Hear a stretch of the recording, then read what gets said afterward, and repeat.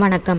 இன்னைக்கு இந்த பதிவில் நம்ம பார்க்க போகிறது மூன்றாம் பிறை தரிசனம், அதாவது சந்திர தரிசனம் பற்றி தான் பார்க்க போகிறோம். நமக்கு செல்வ வளமானது அதிகரிக்கணும், கடன் சுமை குறையணும், நோயற்ற வாழ்வு கிடைக்கணும் அப்படின்னா இந்த சந்திர தரிசனத்தை நம்ம எப்போ பண்ணணும், எந்த நேரத்தில் பண்ணணும், என்ன மந்திரம் சொல்லி வழிபாடு பண்ணணும் அப்படிங்கிறதையும் நம்ம தெரிஞ்சுக்க போகிறோம். இந்த பதிவு உங்களுக்கு ரொம்ப பயனுள்ளதாக இருக்கும். முடிஞ்ச வரைக்கும் எல்லாருமே இந்த பதிவை கடைசி வரைக்கும் பார்க்க பாருங்க. அதுக்கு முன்னாடி உங்களுக்கு ஆன்மீகம் சம்மந்தப்பட்ட தகவல்கள் பிடிக்கும்னா நம்ம சேனலை மறக்காமல் சப்ஸ்கிரைப் பண்ணிட்டு பாருங்க.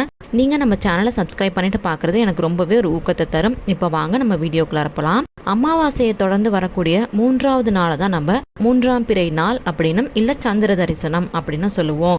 இந்த ஆணி மாதத்துல வரக்கூடிய சந்திர தரிசனமானது எப்போ வருது அப்படின்னு பார்த்தீங்கன்னா 7/7/2024, அதாவது இன்றைய தினம் வருது. இன்னைக்கு நம்ம சந்திரனை வழிபாடு செய்யறது மூலியமா நமக்கு பெரும் யோகமானது ஏற்படும். மூன்றாம் பிறையை பார்த்து நம்ம என்ன வேண்டோமோ அது நமக்கு அப்படியே நடக்கும் அப்படிங்கிறது ஒரு ஐதீகம். அப்படிப்பட்ட இந்த நாள்ல நம்மளுடைய செல்வ வளர்ச்சியை நம்ம பெருக்கிக்கணும் அப்படின்னா எப்படி நம்ம வழிபாடு பண்ணலாம் அப்படிங்கறத இப்ப நான் சொல்றேன். இன்னைக்கு சாயங்காலம் மூன்றாம் பிறை தரிசனம். இன்றைய தினம் நம்ம இந்த எளிமையான வழிபாடை செய்யலாம். இந்த வழிபாட்டை நீங்க சாயங்காலம் 6:30 மணிக்கு மேல 7:15 மணிக்குள்ளார செஞ்சிடணும்.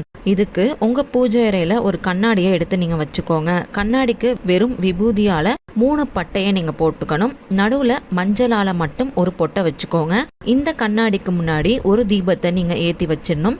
வெள்ளை நிற பூக்களால கண்ணாடிக்கு நீங்க அர்ச்சனை செய்யணும். ஒருவேளை உங்களுக்கு வெள்ளை நிற பூக்கள் கிடைக்கல அப்படிங்கிற பட்சத்துல பச்சரிசியை வச்சு கூட நீங்க தாராளமா அர்ச்சனை செய்யலாம். பச்சரிசியை மட்டும்தான் இதுக்கு நீங்க பயன்படுத்தணும். அர்ச்சனை செய்யக்கூடிய வேளையில உங்களுடைய செல்வ வளம் அதிகரிக்கணும், பண பிரச்சனை தீரணும் அப்படின்னு எந்த விதமான பிரச்சனையா இருந்தாலும் சரி அதையும் சொல்லி நீங்க வழிபாடு செய்யலாம். பண பிரச்சனைக்காக மட்டும்தான் இந்த வழிபாடை மேற்கொள்ளணும் அப்படிங்கறதெல்லாம் கிடையாது.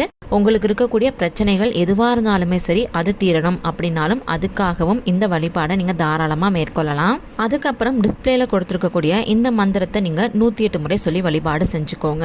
அந்த மந்திரம் என்ன அப்படின்னு பாத்தீங்கன்னா ஓம் சந்திர மௌலீஸ்வராய நமக அப்படிங்கிறது தான் இந்த மந்திரம். இந்த மந்திரம் சந்திர பகவானுக்கே உரிய மந்திரம். இந்த மந்திரத்தை நீங்க 108 முறை சொல்லி வழிபாடு செய்யறது ரொம்ப நல்லது. அதுக்கப்புறம் நீங்க அந்த கண்ணாடிக்கு அர்ச்சனை பண்றதுக்காக பயன்படுத்திருப்பீங்கள்ல பூக்கள், அது பூக்களா இருந்தாலும் சரி இல்ல அத உங்களுடைய உள்ளங்கையில எடுத்துக்கோங்க. எடுத்துக்கிட்டு உங்க வீட்டுக்கு வெளியில வந்து சந்திரனை பார்த்து வழிபாடு செஞ்சுக்கோங்க. உங்ககிட்ட வெள்ளி நகைகள் இருக்கு அப்படிங்கிற பட்சத்துல இந்த நேரத்துல உங்களுடைய கையில நீங்க வெள்ளி நகையோ இல்ல தங்க நகையோ இதோடைய சேர்த்து வச்சுக்கிட்டு சந்திர பகவானை பார்த்து வணங்குறது ரொம்ப நல்லது. உங்ககிட்ட நகைகள் இல்ல அப்படின்னாலும் கவலையே படாதீங்க. 5 ரூபாய் நாணயம் கண்டிப்பா நம்ம எல்லார்கிட்டயுமே இருக்கும் இல்லையா, அதுவுமே இதுக்கு இணையான சிறந்த பலன்களை தரும். இந்த 5 ரூபாய் நாணயம் பாத்தீங்கன்னா நம்மளுடைய செல்வ வளத்தை பெருக்கி கொடுக்கும்.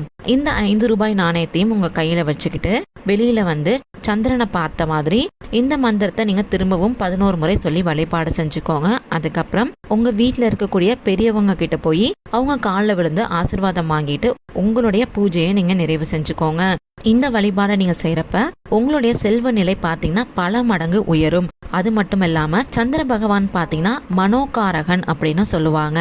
நம்ம சந்திர பகவான இந்த மூன்றாம் பிறையில வழிபாடு செய்யறப்ப நம்மளுடைய மனமானது ஒருநிலைப்படும், மனம் தெளிவடையும். அது மட்டும் இல்லாம மனக்குழப்பங்கள் எல்லாமே தீரும். இந்த வழிபாட்டை நீங்க இந்த முறையில நம்பிக்கையோட இன்னைக்கு சாயங்காலம் செஞ்சு பாருங்க. கண்டிப்பா உங்களுடைய வேண்டுதல்கள் எல்லாமே நிறைவேறும். உங்களுக்கு இந்த பதிவு பயனுள்ளதா இருந்துச்சு அப்படின்னா மறக்காம லைக் பண்ணிக்கோங்க. நீங்க இந்த பதிவை லைக் பண்றது மூலமா நிறைய பேருக்கு இந்த பதிவானது போய் சேரும். இன்னுமே நிறைய பேருக்கு சந்திர தரிசனம் எப்போ வருது, எப்படி வழிபாடு செய்யணும் அப்படிங்கிறது தெரிய மாட்டேங்குது. அது மாதிரி இருக்கிறவங்களுக்கு இந்த பதிவு பயனுள்ளதா இருக்கும் இல்லையா, அதனால முடிஞ்ச வரைக்கும் இந்த பதிவை லைக் பண்ணிக்கோங்க. உங்களுக்கு ஆன்மீகம் சம்பந்தப்பட்ட தகவல்கள் பிடிக்கும் அப்படின்னா நம்ம சேனலை மறக்காம சப்ஸ்கிரைப் பண்ணிக்கோங்க. நன்றி, வணக்கம்.